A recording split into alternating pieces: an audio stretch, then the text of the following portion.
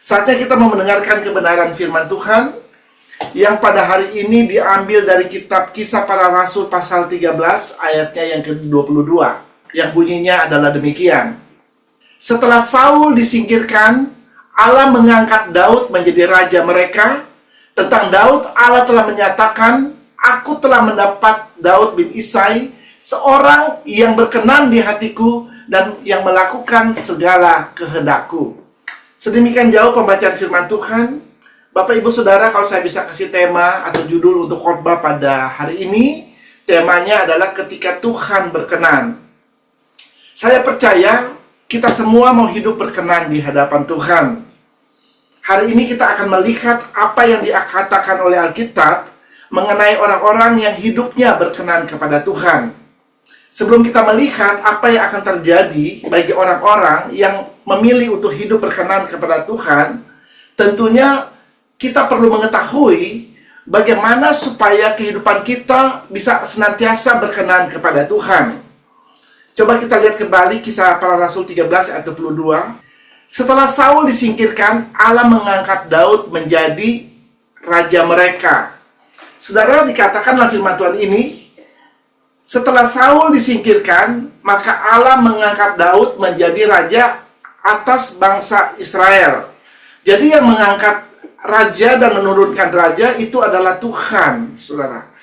Sekali lagi, jadi yang mengangkat raja adalah Tuhan dan menurunkan raja adalah Tuhan. Karena firman Tuhan berkata dengan jelas bahwa Tuhan yang mengangkat Daud menjadi raja atas bangsa Israel, saudara.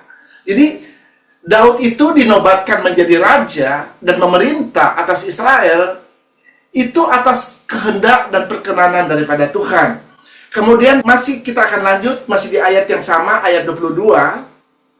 Tentang Daud, Allah telah menyatakan, "Aku telah mendapat Daud bin Isai, seorang yang berkenan di hatiku dan yang melakukan segala kehendakku." Saudara, ayat firman Tuhan ini di dalam terjemahan bahasa Inggris Amplified Bible, demikian firman Tuhan, "I have found David, son of Jesse, a man after my own heart, who will do all my will and carry out my program fully." Kalau diterjemahkan dalam bahasa Indonesia, Tuhan mendapatkan Daud, anak Isai, seorang yang berkenan yang melakukan kehendak Tuhan dan melaksanakan program Tuhan, atau yang melaksanakan rancangan dan rencana Allah, atau yang melaksanakan agenda Tuhan secara sepenuhnya. Saudara-saudara, jadi orang-orang yang berkenan kepada Tuhan, yang pertama adalah orang-orang yang melakukan kehendak Tuhan. Saya kasih contoh adalah Daud sendiri, saudara. Kita bisa lihat itu dalam Kisah Para Rasul 13 ayat 36. Sebab Daud melakukan kehendak Allah pada zamannya, lalu ia mangkat dan dibaringkan di samping nenek moyangnya, dan ia memang diserahkan kepada kebinasaan. Jadi saudara, firman Tuhan ini dengan jelas mengatakan Daud melakukan kehendak Allah di zamannya, di masa dia hidup. Ya, pada waktu dia ada di dunia ini, Daud selalu mau melakukan apa yang menjadi kehendak Allah di dalam hidupnya. Demikian juga dengan kehidupan kita, saudara. Tuhan mau pada waktu kita hidup di dunia ini, kita mau melakukan kehendak Allah di zaman, di masa kita hidup. Ya, kita hidup saat ini, saudara. Dan saat ini Tuhan mau supaya kita mau melakukan kehendaknya. Ya, dia mau kita melakukan apa yang dia perintahkan di dalam hidup kita, saudara. Dia mau kita melakukan semua kehendak Allah seperti yang dituliskan di dalam Alkitab ini, saudara. Daud sangat mengerti apa yang menjadi kehendak Allah di dalam hidupnya. Ya, makanya pada waktu dia hidup di dunia, dia melakukan kehendak Allah itu di dalam hidupnya, saudara. Mengerti kehendak Allah adalah mengerti apa yang boleh dilakukan dan apa yang tidak boleh dilakukan di hadapan Tuhan. Mengerti kehendak Allah adalah mengerti apa yang menyenangkan hati Tuhan dan apa yang tidak menyenangkan hati Tuhan. Tentunya orang-orang yang hidup sesuai dengan kehendak Allah adalah orang-orang yang hidup sesuai dengan firman Tuhan dan melakukan setiap perintahnya. Daud adalah seorang yang sangat mengerti kehendak Allah karena dia mempunyai hubungan dengan Tuhan, saudara. Dia selalu mempunyai persekutuan dengan Allah. Ya, setiap hari dia selalu menyiapkan waktu-waktu di mana dia bisa bersekutu dan berkomunikasi dengan Tuhan. Tidak heran Daud ini menjadi seorang yang sangat berkenan kepada Tuhan, saudara. Di dalam bahasa Inggris dikatakan a man after God's own heart. Ya, Daud menjadi seorang yang sangat berkenan, saudara. Bahkan dia boleh menjadi raja yang terbesar yang dimiliki oleh bangsa Israel. Karena Tuhan menyertai kehidupan dia. Tuhan menyertai segala sesuatu yang dia kerjakan dan lakukan, saudara. Dalam setiap peperangan, Tuhan menyertai dia dan memberikan kemenangan kepada dia. Kenapa ini terjadi? Karena Tuhan berkenan kepada Raja Daud, saudara. Ya, yang kedua, orang yang berkenan kepada Tuhan adalah orang yang melakukan program Tuhan, kata firman Tuhan. Ya, orang yang melakukan rancangan atau rencana Allah di dalam hidupnya. Orang yang melakukan agendanya Tuhan di dalam hidupnya. Jadi orang-orang yang berkenan kepada Tuhan adalah orang-orang yang selalu mau dipimpin oleh Roh Kudus untuk melakukan rencana dan tujuan Allah di dalam hidup mereka. Saya percaya Tuhan mempunyai tujuan dan rencana buat hidup kita. Amin. Siapa yang percaya Tuhan mempunyai rencana atas hidupmu? Saudara, kita tidak hanya perlu tahu bahwa Tuhan mempunyai rencana atas hidup kita, tetapi kita juga harus menggenapi apa yang menjadi rencana Allah di dalam hidup kita. Ya, karena kita juga harus sadar bahwa selama kita hidup di dunia ini, iblis juga punya rencana buat hidup kita, ya. Dan rencana iblis itu adalah rencana untuk menghancurkan kehidupan kita, untuk membinasakan kehidupan kita. Karena iblis datang untuk mencuri, membunuh, dan membinasakan. Tetapi rencana Allah adalah untuk memberikan segala sesuatu yang baik di dalam hidup kita. Oleh karena itu, kita harus hidup senantiasa berjaga-jaga selama kita ada di dunia ini. Kita harus waspada, ya, sehingga bukan agenda daripada iblis yang kita ikuti yang terjadi dalam hidup kita, tetapi agendanya Tuhan yang terjadi dalam hidup kita. Amin. Haleluya.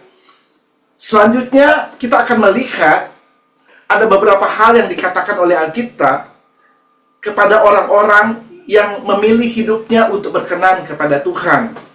Yang pertama, bagi orang-orang yang berkenan kepada Tuhan, pada waktu mereka mempersembahkan sesuatu kepada Tuhan, persembahan mereka pasti akan diterima oleh Tuhan. Saudara, kalau engkau hidup berkenan kepada Tuhan, pada waktu engkau mempersembahkan sesuatu di hadapan Tuhan, pasti persembahanmu akan diterima oleh Tuhan. Ya, saudara, karena kita harus tahu bahwa pada waktu kita mempersembahkan sesuatu, persembahan kita itu bisa diterima, bisa juga ditolak oleh Tuhan. Amin. Ya, contohnya kita lihat dalam Alkitab ada Kain dan Habel. Suatu ketika mereka berdua mempersembahkan sesuatu kepada Tuhan, dan dikatakan dalam Alkitab persembahan dari Kain ditolak, tetapi persembahan dari Habel diterima oleh Tuhan, saudara. Ya. Nah, kenapa persembahan dari Habel diterima oleh Tuhan? Karena Habel mempersembahkan persembahannya itu dengan iman kepada Tuhan. Kita bisa baca ayatnya dalam Ibrani 11 ayat yang keempat. Coba kita lihat ayatnya. Karena iman Habel telah mempersembahkan kepada Allah korban yang lebih baik daripada korban Kain. Dengan jalan itu ia memperoleh kesaksian kepadanya bahwa ia benar karena Allah berkenan. Perhatikan di sini. Karena Allah berkenan akan persembahannya itu, dan karena iman ia masih berbicara sesudah ia mati. Jadi kita lihat di sini bahwa persembahan yang dipersembahkan oleh Habel dipersembahkan dengan iman. Dengan kata lain, persembahan yang dipersembahkan oleh Kain tidak dilakukan dengan iman, saudara. Ya, jadi penting sekali pada waktu kita melakukan sesuatu, kita harus melakukan sesuatu dengan iman, termasuk pada waktu kita mempersembahkan sesuatu kepada Tuhan. Amin. Ya, karena tanpa iman tidak mungkin seseorang bisa berkenan kepada Tuhan. Kita lihat ayatnya dalam Ibrani 11 ayat 6a. Tetapi tanpa iman, tidak mungkin orang berkenan kepada Allah. Jadi kalau dikatakan tanpa iman, tidak mungkin kita berkenan kepada Allah. Oleh karena itu, sebagai orang percaya, kita harus senantiasa hidup di dalam iman. Dalam hal apa saja, ya, di seluruh area kehidupan kita, kita harus hidup dengan iman, saudara. Kita berjalan dengan iman, menjangkau masa depan kita dengan iman, saudara. Dan melakukan segala perkara dengan iman, saudara.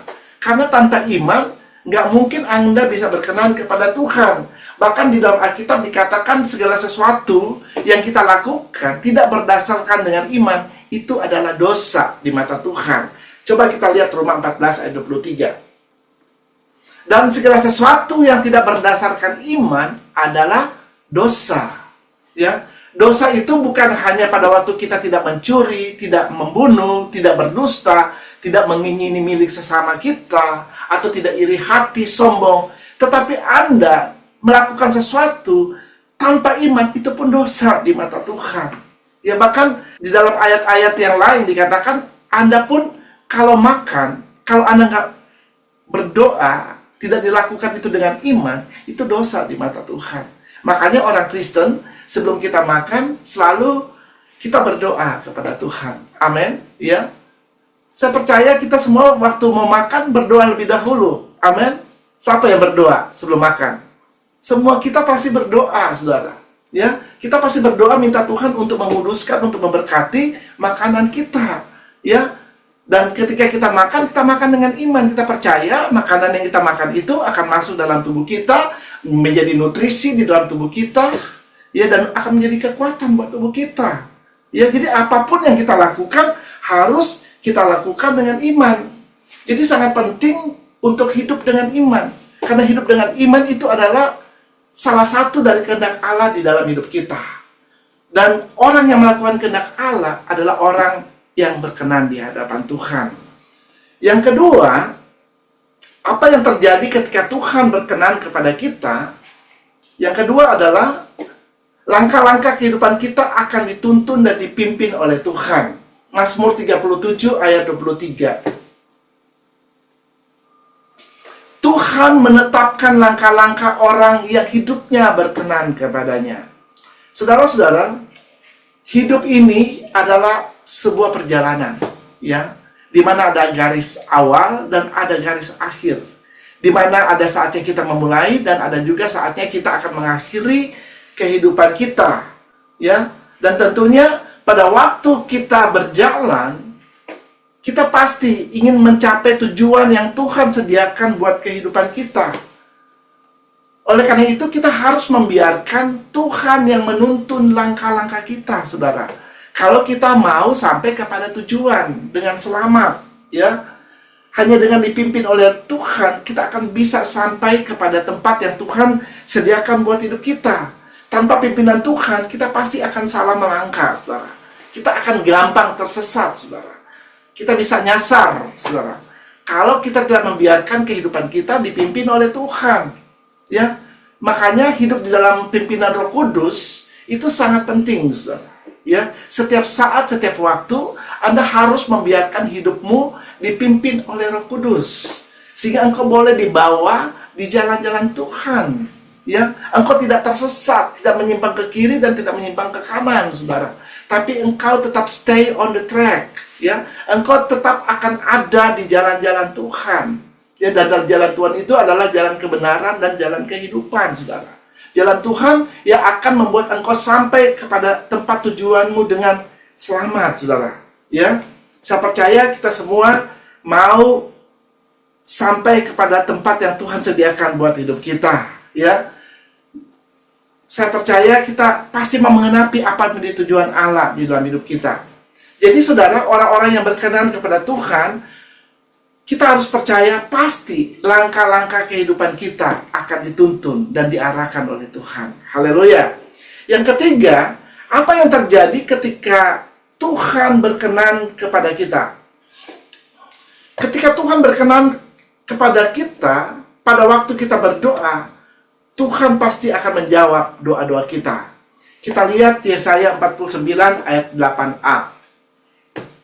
Beginilah firman Tuhan, pada waktu aku berkenan, aku akan menjawab engkau. Dan pada hari aku menyelamatkan, aku akan menolong engkau. Jadi saudara, di dalam firman Tuhan ini dijelaskan kepada kita bahwa pada waktu Tuhan berkenan kepada kita, Tuhan akan menjawab kita. Ya, pada waktu Anda berdoa, tentunya kita semua mau pada waktu kita berdoa, doa-doa kita dijawab oleh Tuhan. Amin. Ya, siapa yang mau doanya dijawab oleh Tuhan? Ya, saya pun mau, saudara. Ya, pada waktu saya mulai berdoa dan saya meminta sesuatu kepada Tuhan, saya mau Tuhan mendengar dan menjawab doa saya, saudara.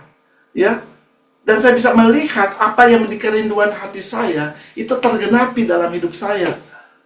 Ya, tentunya saya percaya kalau orang-orang percaya yang berdoa tidak akan berdoa hanya untuk memuaskan hawa nafsu saja, ya, tetapi dia akan berdoa sesuai dengan kehendak Allah di dalam hidupnya, ya. Karena pada waktu kita melakukan kehendak Allah, itu yang berkenan di hadapan Tuhan. Kalau itu berkenan di hadapan Tuhan, pasti doa-doa kita akan dijawab oleh Tuhan, saudara. Ya, kita lihat di dalam Amsal 15 ayat 29, Tuhan itu jauh daripada orang fasik, tetapi doa orang benar didengarnya. Ya, jadi saudara, hanya doa dari orang benar yang akan didengar oleh Tuhan. Haleluya. Orang fasik itu adalah orang yang hidupnya jauh dari Tuhan. Ya, makanya dikatakan Tuhan itu jauh dari orang fasik. Ya, orang fasik itu hidupnya terpisah dengan Tuhan. Ya, tetapi orang benar itu hidupnya dekat dengan Tuhan. Ya, bukan hanya dekat, tetapi orang benar itu hidupnya menyatu dengan Tuhan. Amin. Ya, jadi kalau hidup kita jauh dari Tuhan, tidak mungkin Tuhan akan mendengar doa kita. Tetapi kalau kita hidup dekat dengan Tuhan, pasti Tuhan akan mendengar doa kita. Makanya firman Allah berkata, tetapi doa orang benar didengar oleh Tuhan. Orang benar adalah orang yang selalu mau menyenangkan hati Tuhan. Orang benar adalah orang yang selalu mau melakukan apa yang Tuhan perintahkan di dalam hidupnya dengan taat, saudara. Dan pasti orang-orang yang seperti ini, pada waktu mereka berdoa kepada Tuhan, Tuhan pasti akan mendengarkan doa-doanya. Haleluya. Yang keempat, ketika Tuhan berkenan, Dia akan memberkati hidup kita dengan berkat-berkat yang berlimpah-limpah. Haleluya. Kita bisa baca itu dalam Bilangan 14 ayatnya yang ke-8. Jika Tuhan berkenan kepada kita, maka Ia akan membawa kita masuk ke negeri itu. Ke negeri itu adalah negeri Kanaan, dan akan memberikan kepada kita suatu negeri yang berlimpah-limpah susu dan madunya. Haleluya. Saudara perhatikan dalam ayat firman Tuhan ini. Dikatakan ketika Tuhan berkenan, Ia akan membawa bangsa Israel masuk ke negeri Kanaan, di mana di sana mereka akan menikmati susu dan madu yang berlimpah-limpah. Saudara, kalau kita melihat kehidupan dari bangsa Israel, ya, kalau kita belajar tentang bangsa Israel, tidak semua dari bangsa Israel yang bisa masuk ke tanah perjanjian. Benar nggak? Ya, dikatakan oleh Alkitab hanya orang-orang yang lahir di padang gurun, generasi yang lahir di padang gurun, dan juga Kaleb dan Yosua. Selebihnya mereka tidak masuk ke tanah perjanjian. Kenapa? Karena mereka tidak berkenan di hadapan Tuhan, saudara. Ya, makanya firman Allah berkata, jika Tuhan berkenan, mereka akan masuk ke negeri yang dijanjikan Tuhan itu, dan menikmati semua berkat-berkat yang Tuhan sediakan bagi mereka di negeri itu. Saudara, pada waktu kita berkenan kepada Tuhan, ya, susu dan madu yang berlimpah-limpah itu berbicara tentang berkat-berkat yang Tuhan sediakan bagi umatnya. Ya, Tuhan selalu mempedulikan kehidupan kita. Ya, Dia selalu care sama hidup kita. Dia tidak mau terjadi apa-apa dengan hidup kita. Ya, makanya Dia tahu apa yang kau butuhkan, apa yang kau perlukan di dalam hidupmu. Kita nggak perlu khawatir, kita nggak perlu takut, saudara. Ada Tuhan yang memperhatikan kita. Yang kita perlu lakukan adalah hanya percaya kepada Tuhan, bahwa Dia Allah yang menyediakan segala keperluan kita menurut kekayaan dan kemuliaannya, ya. Jadi kepada orang-orang yang berkenan kepada Tuhan, mereka akan masuk ke negeri perjanjian, di mana di sana ada berkat-berkat yang sudah Tuhan sediakan bagi mereka. Demikian juga dengan kehidupan kita. Pada waktu hidup kita berkenan kepada Tuhan, maka Tuhan akan mencurahkan berkat-berkatnya secara melimpah di dalam hidup kita. Karena memang dalam kehidupan orang percaya, hanya ada dua, hidup dalam berkat atau hidup di dalam kutuk, saudara. Tentunya kutuk itu bukan bagian kita, ya. Berkat yang menjadi bagian kita. Jadi, sebagai orang percaya, kita harus hidup di dalam berkat-berkat Allah, ya. Dan dikatakan bahwa berkat yang Tuhan berikan kepada kita itu adalah berkat yang berlimpah, susu dan madu yang berlimpah, ya. Kenapa Tuhan mesti memberkati kita dengan berlimpah-limpah, saudara? Kenapa nggak hanya cukup saja, ya? Kalau hanya cukup, itu berarti itu terbatas hanya untuk diri kita sendiri. Dan kita bisa nikmati berkat Tuhan itu hanya untuk diri kita sendiri. Makanya Tuhan mau memberkati kehidupan kita dengan berlimpah-limpah, saudara. Supaya apa? Supaya kita juga bisa menjadi berkat bagi orang lain. Ya, kita bisa dipakai oleh Tuhan untuk menjadi perpanjangan tangan daripada Tuhan untuk memberkati orang-orang yang ada di sekitar kita. Untuk memberkati orang-orang yang ada di sekeliling kita, saudara. Ya, makanya Dia perlu memberkati kita dengan berlimpah-limpah. Ya, kalau Anda membaca di dalam Yohanes 10 ayat 10 dikatakan, Aku datang supaya engkau mempunyai hidup dan mempunyainya di dalam segala kelimpahan. Ya, jadi segala sesuatu yang dari Tuhan itu berlimpah. Kenapa harus berlimpah? Supaya dengan kelimpahan yang Tuhan berikan dan percayakan dalam hidup kita, kita pun boleh menjadi berkat buat orang-orang lain. Karena untuk itulah kita ada di dunia ini, saudara. Kita ada di dunia ini untuk bisa menjadi berkat buat orang-orang yang ada di sekitar kita. Ya, kalau kita bergelimpah dengan firman, maka kita juga bisa share firman itu kepada orang-orang yang membutuhkan firman. Amin. Ya, kalau Anda berkelimpahan dalam hal-hal materi, ya, harta, kekayaan, uang, Anda pun juga bisa menjadi perpanjangan tangan daripada Tuhan untuk membantu orang-orang yang miskin, untuk membantu orang-orang yang membutuhkan. Amin. Ya, jadi Tuhan memberkati kita bukan hanya cukup, tapi memberkati dengan berlimpah-limpah. Ya, nah ini hanya dilakukan oleh Tuhan kepada orang-orang yang sungguh-sungguh berkenan kepada Tuhan. Orang yang sungguh-sungguh berkenan kepada Tuhan tidak akan pernah berkekurangan. Haleluya, ya. Tetapi orang yang sungguh-sungguh berkenan kepada Tuhan, mereka akan hidup di dalam segala kelimpahan. Saya tidak akan memperpanjang khotbah pada hari ini. Inilah hal-hal yang akan terjadi ketika saudara dan saya, ketika kita semua memilih untuk hidup berkenan kepada Tuhan, yaitu memilih untuk hidup di dalam kehendak Tuhan dan melakukan apa yang menjadi program atau agendanya Tuhan di dalam hidup kita. Ada 4 hal yang akan terjadi pada waktu kita berkenan kepada Tuhan. Yang pertama, persembahan kita akan diterima oleh Tuhan.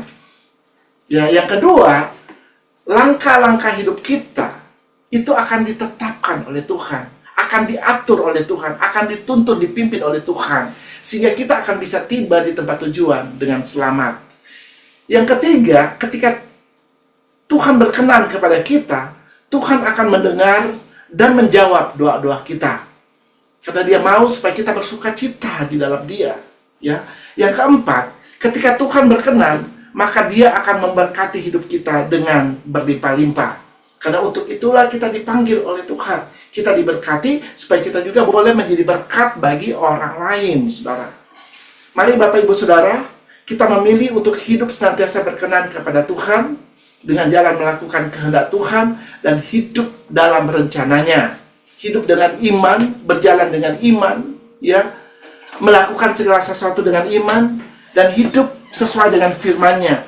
Dan selalu kita mau menyenangkan hati Tuhan sehingga hidup kita didapati oleh Tuhan benar-benar berkenan kepadanya. Amin.